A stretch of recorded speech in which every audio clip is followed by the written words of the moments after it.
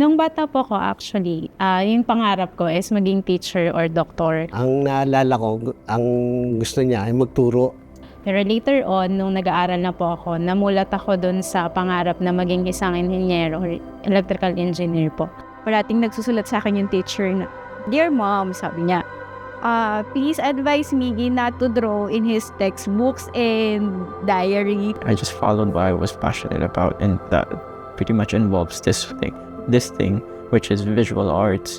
Ang pangarap ko before, nung bata pa siguro, mga grade 1, ganyan, is to be a businessman. Kasi bata pa siya, mahilig na siya magbasa ng para maging businessman para sa pag-asenso.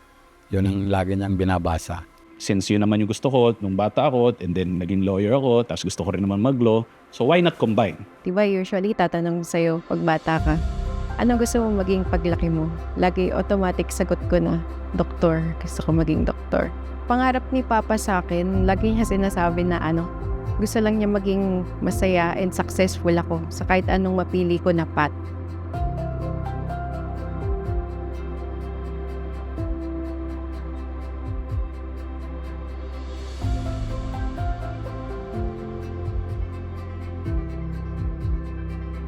Education for me is very, very important. Yun ang malaking tulong para sa gustong marating. Yun, pwede natin ma-achieve yun sa pamamagitan ng edukasyon. Kasi ang edukasyon ay hindi mananakaw, hindi mabibenta. Kaya yan lang ang gustong ipamana sa kanila kasi wala naman akong ibang kayamanan kundi pag-aralin lang sila.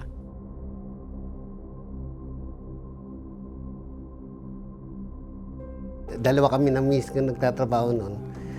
Nagtutulungan kami. Tapos, ang inisip ko, makapag-ipon. Hindi pwedeng sumuko. Hindi pwedeng mag-resign. Hindi pwedeng paiba-iba ng office. Katakot na pagtitiis, pagtitipid.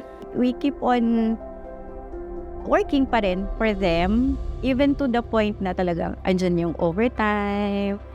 Kaya pinipilit namin makapag-ipon na para sa kanilang tuition para maisuportahan kanyang pangarap na maging abogado.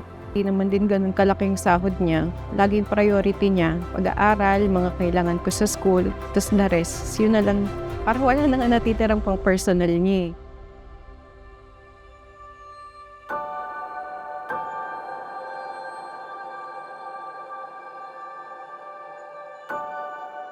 Sinabi sa akin nung kasama ko, tapos lumabas na parang memo na kung gustong sumali. Kaya humingi ako ng application sa OMF.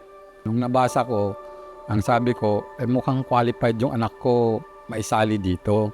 I try because I believe sa lahat ng capabilities ng mga anak ko. Ang sinasabi sa akin noon is, if performing ang anak, and performing din ang dad, or at least yung employee ng Meralco, magkakaroon ka ng parang monetary award or like reward.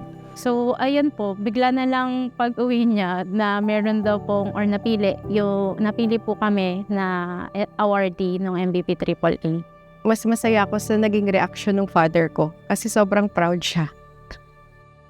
I think that kick-started everything.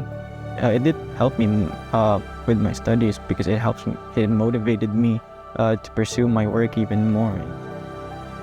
Meron kami mga research na kailangan ng fund, kailangan din ng budget talaga. Then doon namin nagamit yun. Ginamit namin yun to buy me a laptop. And it has been helpful, no? Siguro tumagal siya throughout my college hanggang sa early law school pa. Ginamit naman po namin siya for the thesis po kasi pag-graduate na ako the following year.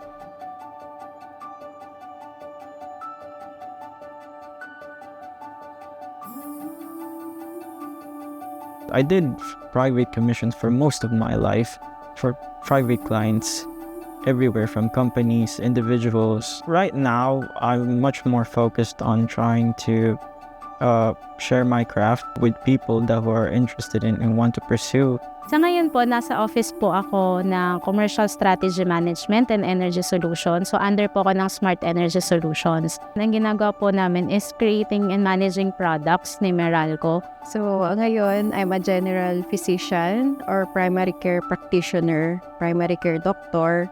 Nag-work ako sa hospital na, and then sa emergency room din, meron din akong duties doon. So, mga emergency cases yung nahahandle ko. Right now, I am a solo practice or at least managing partner technically of a firm. Nagtayo na kami ng sarili kong firm, me and my wife. We handle litigation, corporate, labor, so commercial transactions, etc. So now, fully fledged lawyers.